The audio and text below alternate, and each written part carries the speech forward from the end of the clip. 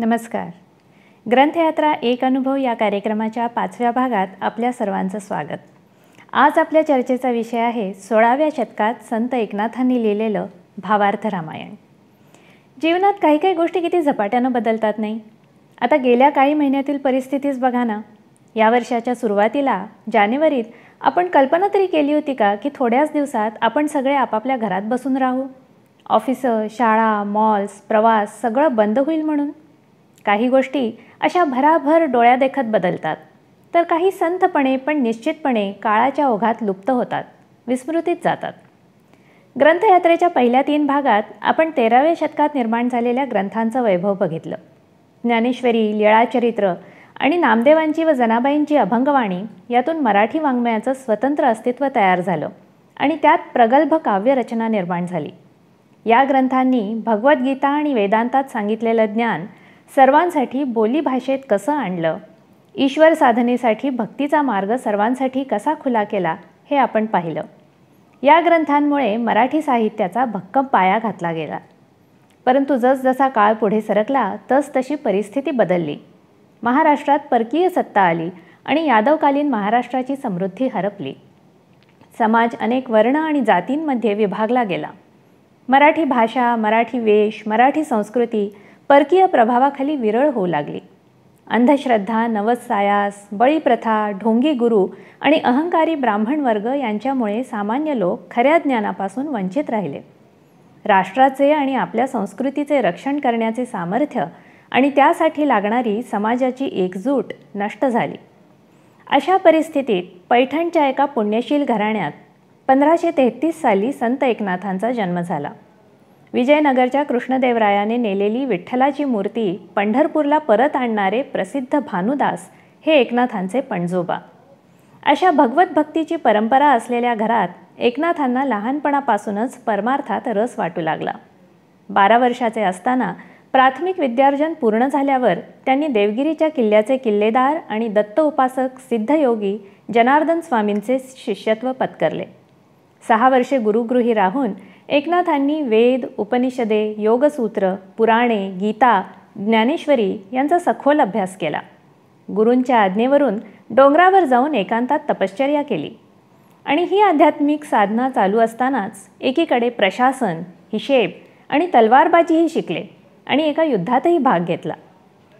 प्रत्येक काळाचे कसे सामान्य जीवनाचे विशिष्ट निकष असतात पहा. या कोरोना व्हायरस आणि लॉकडाऊनमुळे आपण एका जीवनाच्या नवीन निकषांची व्याख्या करू लागलो आहोत. पण 16व्या शतकात वयाच्या 12व्या वर्षापासून मुलाने परमार्थासाठी गुरु शोधणे, गुरुची सेवा करत विद्यार्जन करणे, तपश्चर्या करणे, तीर्थयात्रा करणे या गोष्टी सर्वसामान्यांच्या जीवनापेक्षा वेगळ्या असल्या तरी अस्वाभाविक नव्हत्या. अर्थात एकनाथ अत्यंत प्रतिभाशाली शिष्य होते आणि जनार्दन स्वामींच्या प्रेरणेवरून लहान वयातच त्यांनी चतुश्लोकी भागवत लिहिलं. भागवताच्या 11 स्कंधातील 4 श्लोकांवरील ही टीका एकनाथांच्या पुढे होणाऱ्या वाङ्मय सेवेची तेजस्वी निशाणी होती. गुरूंच्या आज्ञेवरून 7 वर्षे तीर्थयात्रा करून वयाच्या 25व्या वर्षी एकनाथांनी गृहस्थाश्रमात पदार्पण केलं. कुटुंब जीवनाबरोबरच एकनाथांची लेखनाची आणि समाज प्रबोधनाची वाटचाल सुरू झाली. आपल्या 66 वर्षांच्या आयुष्यात एकनाथांनी मोठ्या प्रमाणात आणि विविध रूपात काव्यरचना केली.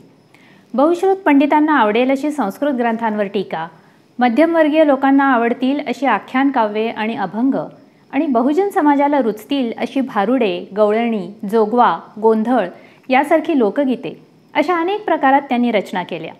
सर्व मिळून नाथांनी एकूण 1.25 लाख पदे लिहिली. ज्ञानेश्वर आणि नामदेव यांच्यानंतर 2.5 शतकांच्या काळात खंडित झालेली संत साहित्याची परंपरा पुन्हा उजळून काढण्याचे कार्य एकनाथांनी केले. त्यांच्या साहित्य रचनेवर आणि तत्त्वज्ञानावर ज्ञानेश्वरांचा मोठा प्रभाव होता आणि म्हणूनच वारकरी संप्रदायात ज्ञानयाचा एका असे घोषवाक्य रूढ झाले. एवढेच नव्हे तर मधल्या 300 वर्षात ज्ञानेश्वरीच्या हस्तलिखित आवृत्त्या करताना त्यात अनेक अपपाठ शिरले होते. ज्ञानेश्वरांची समाधीही विस्मरणात गेली होती. एकनाथांनी ज्ञानेश्वरांच्या समाधीचा जीर्णोद्धार केला आणि संशोधन करून ज्ञानेश्वरीची शुद्ध प्रत तयार केली. तेव्हा एकनाथ हे मराठीतले पहिले संपादकही ठरतात. ही सर्व ग्रंथरचना आणि एकनाथांचे स्वतःचे जीवन हे समाज प्रबोधनासाठी उत्तम उदाहरण होते. तत्कालीन समाजात पसरलेले अज्ञान, दारिद्र्य, सांस्कृतिक मूल्यांचा ऱ्हास या पार्श्वभूमीवर लोकांना पुन्हा ईश्वर भक्तीची, समतेची, नीतिमूल्यांची शिकवण एकनाथांनी आपल्या आचरणातून आणि काव्यातून दिली. एकनाथांची महाराजच्या मुलाला कडेवर घेऊन घरी सोडून येणे, ब्राह्मणांनी बहिष्कार केला तरी श्राद्धाचे जेवण अस्पृश्यांना खाऊ घालणे, तहानलेल्या गाढवाला गंगाजल पाजणे अशी त्या काळाच्या दृष्टीने क्रांतिकारक वागणूक प्रसिद्ध आहे. अशा प्रतिभाशाली आणि सचोटीच्या आयुष्याच्या शेवटच्या काळात एकनाथांनी भावार्थ रामायणाची रचना केली. हे महाकाव्य करण्याची प्रेरणा स्वतः श्रीरामांनी आपल्याला दिली असं एकनाथ म्हणतात. तू कैसा झालासी वक्ता, पुसाल माझी योग्यता, तेही मी सांगेन तत्वता, सावध श्रोता परिसावी. मी नेणे मुळीच्या संस्कृतासी, मूर्खपण माझा मिरासी, त्या मूर्खाच्या मुखासी श्रीराम ऐसी कथा वदवी. माझे अंगी मूर्खपण, माझे मी जाणे संपूर्ण, न करिता म्हणता रामायण, श्रीराम आपण प्रथा पेरी. प्रेरिताही मी न करी जाण, तव स्वप्ना माझी रामायण, श्रीराम विस्तारनी संपूर्ण, ऊण खूण ग्रंथाची. जागृती माझी वर्तता, पुढे प्रकाशे रामकथा, दुश्चितपणे ठेवो जाता, रामतत्वता रामायण दावी. करू जाता फुकट गोष्टी, त्या माझी रामकथा उठी, रामे पुरविली पाठी, खिळिली दृष्टी रामायणी. ऐसी आत न करी म्हणता, राम चढे मीपणाचे माथा, मग तो आपुलिया निज सत्ता, वदवी कथा बलात्कारे. मज निजलो असता जाण, राम थापटी आपण, म्हणे उठी करी रामायण, तेथे मी कोण न करावया. या लागी कथा दूषण भूषण, माझे अंगी न लागे जाण, करता श्रीराम आपण, माझे मीपण तो झाला. ग्रंथ निंदिती अथवा वंदिती, ते दोघे आम्हा ब्रह्ममूर्ती, हे श्री जनार्दनाची युक्ती, उपदेश एकांती निजगुह्यार्थ. असो अबद्ध ही रामकथा, पवित्र करी गाता ऐकता, हे न माने ज्यासी विकल्पता, त्यासी तत्वता लोटांगण. हे रामायण लिहिण्यासाठी एकनाथांनी अध्यात्म रामायण, क्रौंच रामायण, आनंद रामायण अशा अनेक रामायणांचा संदर्भ घेतला. परंतु भावार्थ रामायणात दिसून येणारी एकनाथांची स्वतंत्र काव्य प्रतिभा, त्यांची कल्पनाशक्ती आणि समाजाला प्रेरित करण्याची इच्छा यामुळे हे दीर्घ काव्य अत्यंत वाचनीय झाले आहे. शिवाय या काव्यातून एकनाथांनी भक्तिपंथाला श्रीकृष्णाबरोबरच श्रीराम हे दैवत पुन्हा परिचित करून दिलं. परकीय सत्तेमुळे स्वत्व हरवलेल्या, शोषणाचा प्रतिकार करण्याचे सामर्थ्य विसरलेल्या आणि कोणतीही उज्ज्वल ध्येये न बाळगणाऱ्या त्या काळातील समाजाला रामचरित्रातून त्यांनी जागृत करण्याचा प्रयत्न केला. श्रीरामाचे वीररसयुक्त वर्णन, युद्धांचे प्रत्ययकारी आणि प्रेरक वर्णन, अन्यायाविरुद्ध लढण्याचे आणि दुष्टांचे निर्दालन करण्याचे समर्थन त्यांनी आपल्या काव्यात अतिशय समरसून केले आहे. लंकेच्या सैन्याशी युद्ध सुरू होण्यापूर्वी रामाचे ते कसे वर्णन करतात पहा. निकुंभ मारिला पराक्रमे, हे देखुनिया श्रीरामे, कोपा चढला क्षात्रधर्मे, पुरुषानुक्रमे बोलत. लहान सहान मारिता येथ, युद्ध नव्हे पै समस्त, मारावया लंकानाथ, धनुष्या हात घातला. निर्दाळावया रावण, आले श्रीरामा स्फुरण, बाहू थरकती संपूर्ण, धनुष्यबाण सज्जुनी. रावण माराया कडाडी, काढोनी धनुष्याची वोडी, श्रीरामे घालिता उडी, आले तातडी त्रिवर्ग. अशा वीरश्रीच्या पुरस्काराने एकनाथांनी 17व्या शतकातील स्वराज्याच्या चळवळीला अनुकूल अशी पार्श्वभूमी तयार केली असं मानलं जातं. भावार्थ रामायण पूर्ण झाल्यानंतर काहीच वर्षात शिवाजी महाराजांनी महाराष्ट्रात स्वातंत्र्याची गुढी उभारली. अन्यायाचा प्रतिकार केलाच पाहिजे, दुष्टांचं निर्दालन केलंच पाहिजे आणि त्यासाठी स्वतः सामर्थ्यवान पण विनयशील सात्विक आचरण ठेवलं पाहिजे, हे ते राम आणि लक्ष्मण यांच्या वर्णनातून विशद करतात.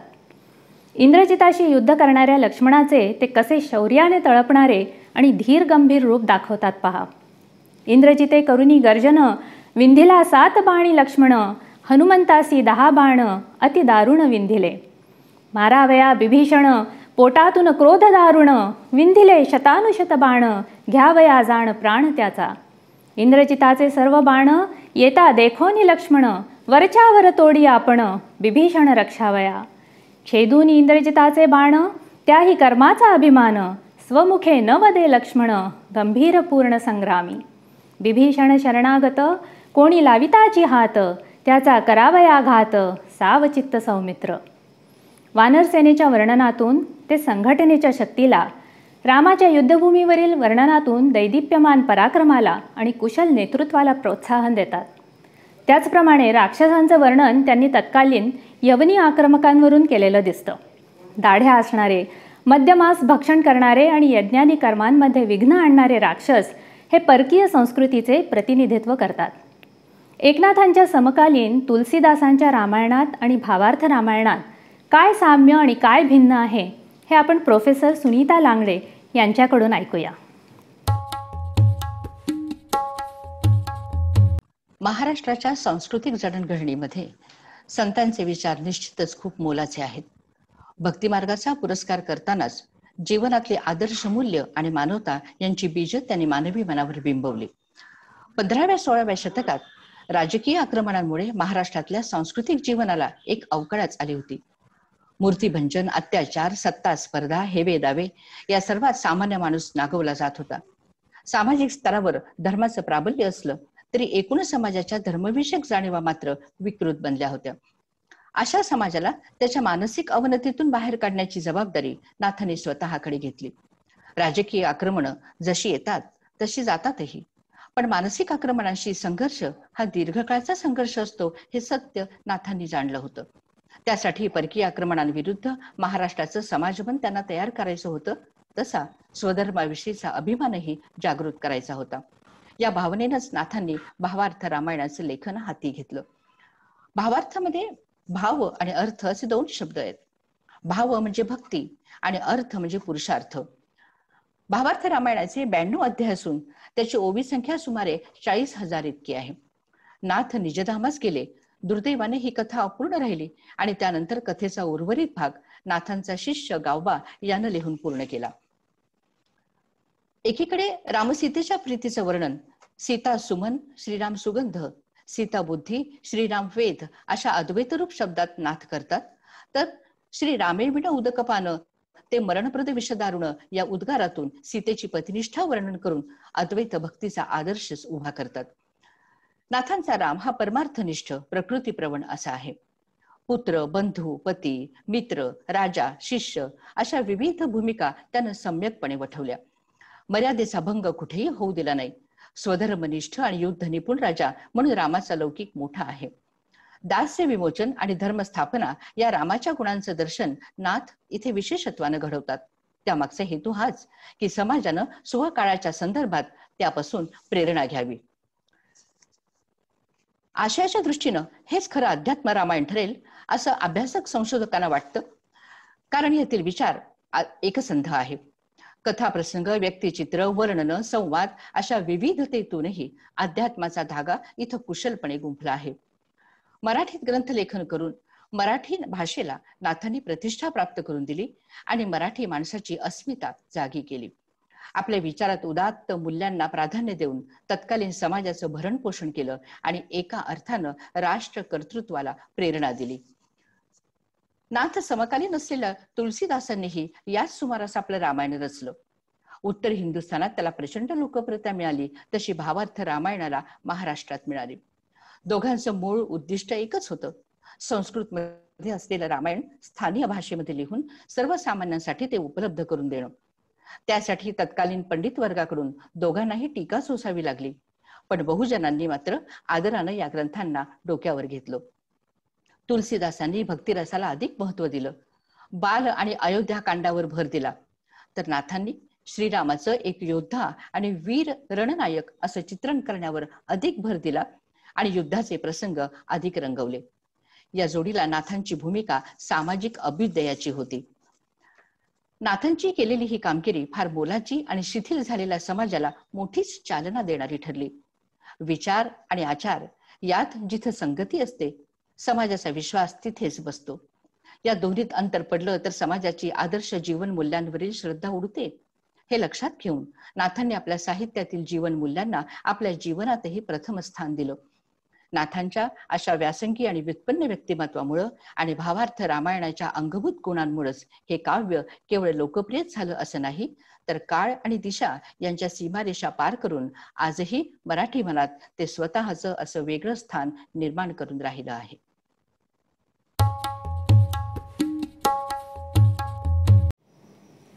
नाथांचा राम हा आदर्श महापुरुष आहे. त्याच्याद्वारे त्याग, कर्तव्य, भक्ती, धर्मनिष्ठा या आदर्श जीवनमूल्यांची नाथांनी ओळख करून दिली. त्यांनी जनसामान्यांमध्ये राष्ट्राभिमान आणि राष्ट्रभावनेची बीज पेरली. मोठे बांधिता आकाश ये हातास चौपालवी, आकाशाची बांधिता मोठ, कर्त्याचे व्यर्थ जाती कष्ट.